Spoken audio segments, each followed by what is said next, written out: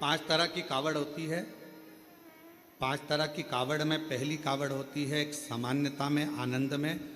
अलमस्त कंधा पर कावड़ का जल लिया 2 लोटा, भगवान का भजन करते करते आराम से चल रहे हो, जल आराम से कहीं डाली पर कोई ऊंचे स्थान पर कहीं रख कर विश्राम भी। कावड़ का जल लिया 2 लोटा, भगवान का भजन करते करते आराम से चल रहे हो, जल आराम से कहीं डाली पर कोई ऊंचे स्थान पर कहीं रख कर विश्राम भी कर लिया, रास्ते में कुछ खा भी लिया, पानी भी पिया, अलमस्त होकर चलते चलते शिव नाम लेते लेते बोल बम बोल बम बोल बम चलते। सामान्य कावड़। एक कावड़ होती है दंडवत कावड़। 12 से 15 कदम चले हो, 15 कदम के बाद में कावड़ का जल एक छोटी सी बोतल में होता है जो अपने कंधे पर यहाँ पीठ पर रखा होता है। सामने से दंडवत करी, फिर आगे बढ़ते चले जाओ। फिर 12, 15, 20 कदम चलने के बाद फिर एक दंडवत करी, 20 कदम चलने के बाद फिर एक दंडवत करी जाती है, प्रणाम किया जाता है। दंडवत कावड़। एक होती है डाक कावड़। डाक कावड़ का मतलब क्या होता है? 24 घंटा जैसे हमारे यहाँ रामचरितमानस के लिए वर्णन किया जाता है, अखंड रामायण बैठी। अखंड रामायण जानते हो ना सब लोग? अखंड रामायण का मतलब होता है दोपहर में 12 बजे चालू हुई है तो दोपहर में 12 बजे के पहले उसका विराम, 12 बजे तक उसका विराम होना चाहिए, 24 घंटे के अंदर वो विराम। डाक कावड़ का मतलब यही होता है। इस कावड़ को जहां से भरा जाता है वहां से लेकर 24 घंटे के अंदर जहां जाना है मंजिल पर, जिस मंदिर तक, जिस देवालय तक, शिवालय तक जाना है, 24 घंटे के अंदर वो पहुंचना चाहिए। चाहे तुम दौड़कर जाओ, भागकर जाओ, लेकर जाओ, पर 24 घंटे के अंदर वो पहुंचती है। और एक होती है खड़ी कावड़। खड़ी कावड़ किसको कहते हैं? खड़ी कावड़ में तुम मंदिर, तुमने जल लिया गंगा जी का, तो आपने जल लिया माँ सीवन का, आपने जल लिया माँ सरयू जी का, मंदाकिनी का, यमुना जी का, क्षिप्रा जी का, नर्मदा जी का। खड़ी कावड़ में कहीं रुकना नहीं है, चलते जाना है। कावड़ कंधे से नीचे उतरना नहीं है। वो कावड़ फिर इस कंधे से इस कंधे पर नहीं आती, एक ही कंधे पर चलती है। चाहे तुम जिस भाव से, फिर वहां बैठा नहीं जाता, चलते जाओ चलते जाओ चलते।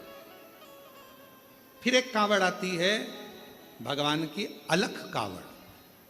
अलख कावड़ किसको कहते हैं? जिसमें भगवान के मंत्र का उच्चारण, जहां से जल भरा जाता है वहीं से मंत्र का उच्चारण चालू हो जाता है, बोल बम बोल बम बोल बम बोल बम। अब कोई तुमसे बात भी करेगा तो उसमें बोल बम निकलना चाहिए, उसमें हर हर महादेव निकलना चाहिए, श्री शिवाय नमस्तुभ्यम निकलना चाहिए, ओम नमः शिवाय। जो मंत्र तुमने उठाया वो मंत्र तुम्हारे मुख से निरंतर चलना चाहिए। तो कई माताएं उसको बोलती हैं, आगे बोलो बोल बम, पीछे वाले बोल बम, खाने वाले, पीने वाले, चलने वाले, आने वाले, सोने वाले, आते बोले, जाते बोले। तो ये इसमें मंत्र का उच्चारण जहां से कावड़ उठती है, अलख कावड़ में केवल अलख जगाई जाती।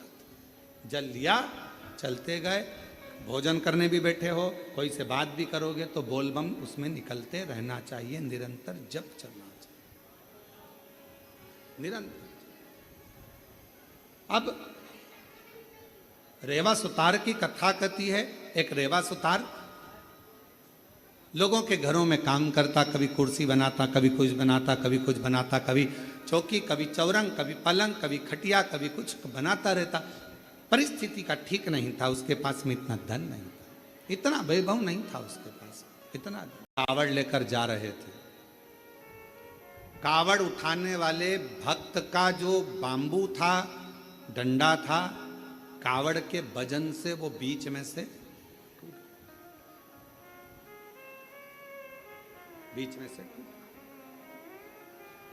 कौन ढूंढे? वीराने में कौन मिलेगा? साथ वालों ने कहा कि अपन देख कर आते हैं, कोई तो मिलेगा। वहीं से सुतार आवाज लगाते हुए जा रहा था, किसी के घर में अगर लकड़ी का काम कराना हो तो मैं हूं, अगर किसी के घर में लकड़ी का काम कराना हो तो मैं हूं, मैं सुतार, मैं रेवा सुतार, अगर कोई काम हो तो जरूर बोलिए। इतने में उस कावड़ उठाने वाले के कानों में शब्द गया। उसने हाथ जोड़कर कहा सुतार जी से, भैया हमारा डंडा टूट गया है। सुतार जी बोले, मैं लेकर आता हूँ लकड़ी तो मैं दूसरा डंडा बना देता हूँ। अब रेवा सुतार दौड़ कर गया, लकड़ी काट कर लाया, डंडा निर्माण करा और उस डंडे पर कलश बांध कर उस कावड़िया के हाथ में दे दिया। कावड़िया ने डंडा तो ले लिया। रेवा सुतार ने कहा, भैया मैंने तुम्हारा डंडा तैयार करा, तुमने कुछ मुझे दिया नहीं। इतने में कावड़िया ने कहा, भैया हमारे पास देने के लिए कुछ भी नहीं है, कुछ नहीं। ए भैया हमारे पास कुछ भी नहीं। भैया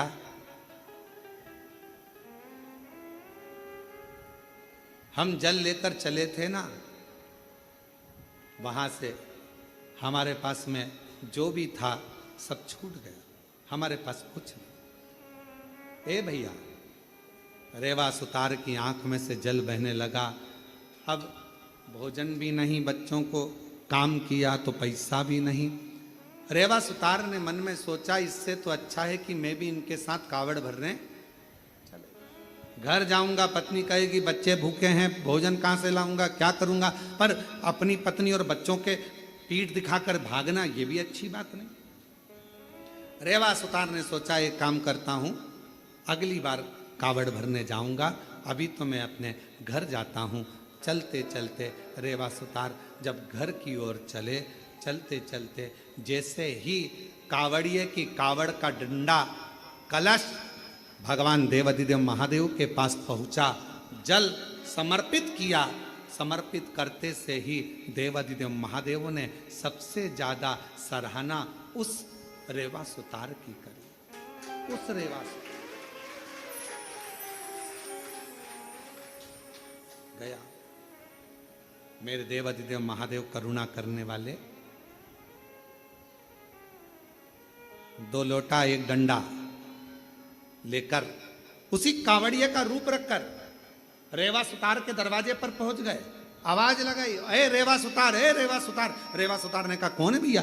जो आकर देखा तो जिसका तो मैंने डंडा तैयार करा था, जिसकी कावड़ मैंने तैयार करी थी, वो कावड़िया जा रहा था, डंडा टूट गया था। कावड़ का डंडा टूटने पर मैंने तैयार करा था। भैया क्या बात है? इतने में उस कावड़िए ने कहा, भैया रेवा सुतार, तुम्हारे को हमने दक्षिणा में, तुमने हमारा डंडा ठीक करा था, उसका शुल्क नहीं दे पाए थे, इसलिए हम ये 2 लोटे 1 डंडा कावड़ का तुम्हें दिए जाते हैं। अब तुम इसको रखना, यही हमारा तुम्हारा शुल्क है। जैसे ही 2 लोटा 1 डंडा कावड़ का रेवा सुतार के पास में आया, रेवा सुतार ने सोचा, चलो पैसा नहीं आया तो कोई बात नहीं, अगले साल यही डंडा यही लोटा लेकर चले जाएंगे। नहीं आया तो कोई बात, रख दिया कावड़ का लोटा और डंडा। पत्नी से कहा, मैं जाता हूं, दूसरा दिन था। अलख लगाई, किसी के यहाँ काम हो तो बताओ, बढ़ई का काम कराना हो, सुतारी का काम कराना हो, लकड़ी का काम कराना हो तो बताओ, कोई नहीं। इतने में पत्नी ने विचार करा, बच्चों को 5 दिन से खाना नहीं मिला, कोई भोजन व्यवस्था नहीं होती है, कुछ नहीं है, तो एक काम करती हूँ, ये दोनों लोटा जल का है, इन लोटे के जल को निकाल कर इसको अच्छा साफ कर कर इन्हीं लोटों को बेच देती हूँ और थोड़ा सा अन्न,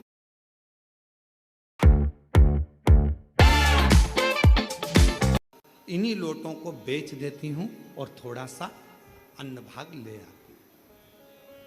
पत्नी ने जैसे ही लोटे के अंदर हाथ डालकर लोटे को राख से मांजने का प्रयास करा, राख लगते से ही लोटे के अंदर से खन्न आवाज आई। जो खन्न आवाज आई, पत्नी ने सोचा ना जाने इसमें क्या भरा है। जो पत्नी ने उल्टा करा, उसमें से एक सोने की गिन्नी सिक्का निकल कर सामने, एक सिक्का सोने।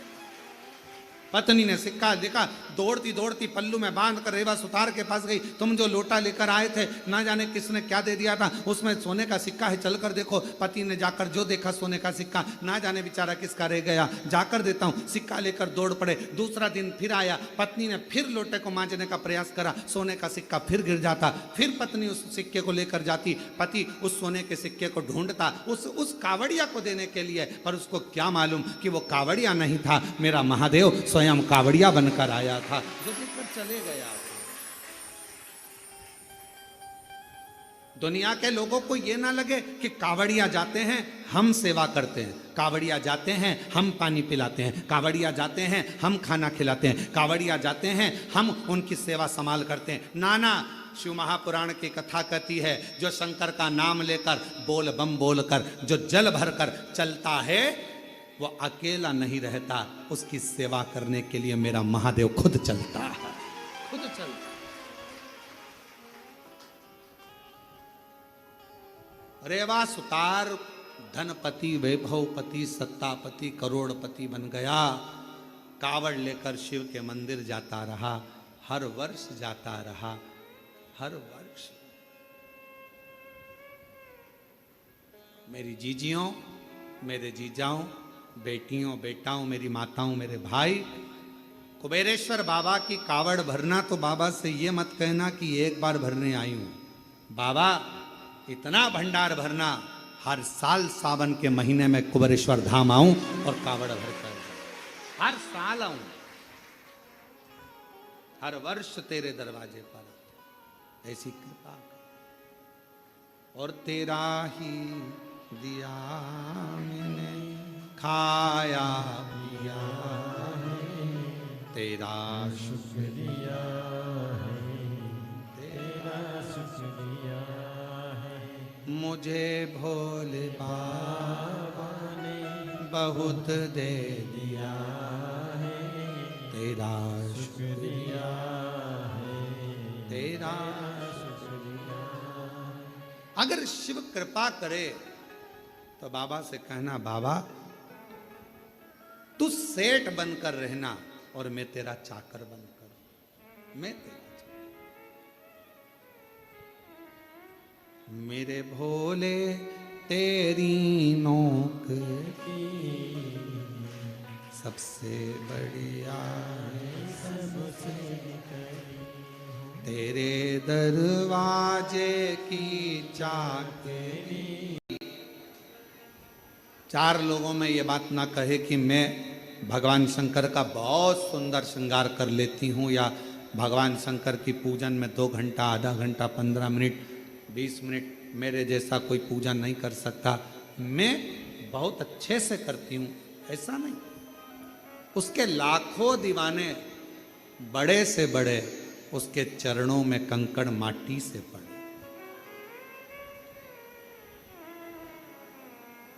आप यदि भगवान की पूजन अच्छे कर रहे हो, भगवान का भजन अच्छा कर रहे हो, भगवान का मंत्र जाप अच्छा कर रहे हो, आप भगवान की सेवा अच्छी कर रहे हो, तो भगवान को धन्यवाद देना कि इतने लोगों में तूने मुझे पसंद किया और मुझे इस लायक बनाया कि मैं तेरा भजन कर सकूं। क्या कमी है बगीचों में फूल की, क्या कमी है बगीचे में फूल की, पर मेरा महाकाल तो धतूरा ही स्वीकार कर लेता है, अर्थात फूल से नहीं कांटों से भी श्रृंगार कर लेता है, वो शिव है। क्या कमी है बगीचों में फूल की, क्या कमी?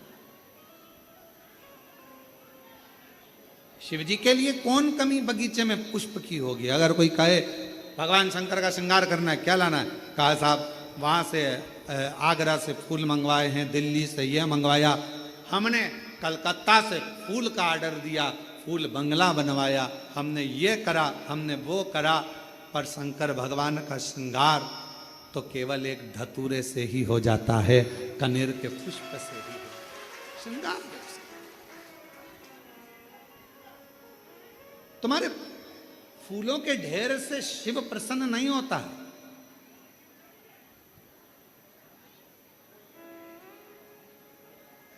बड़ी दूर से चल कर आया हूँ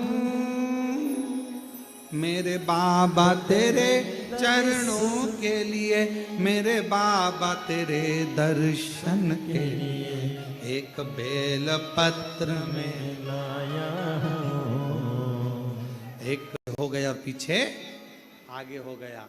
आज भी भारत की भूमि पर केवल एक ही मंदिर है जिसका दरवाजा भगवान श्री नामदेव जी महाराज, गुरु नानक देव जी महाराज की अविरल भक्ति के कारण शंकर जी ने अपने मंदिर का दरवाजा तक बदल दिया था। वाह! और जाओ कभी महाराष्ट्र में औंडा नागनाथ जी का दर्शन कर कर आओ, जिसका मंदिर ही उल्टा है, मंदिर ही उल्टा।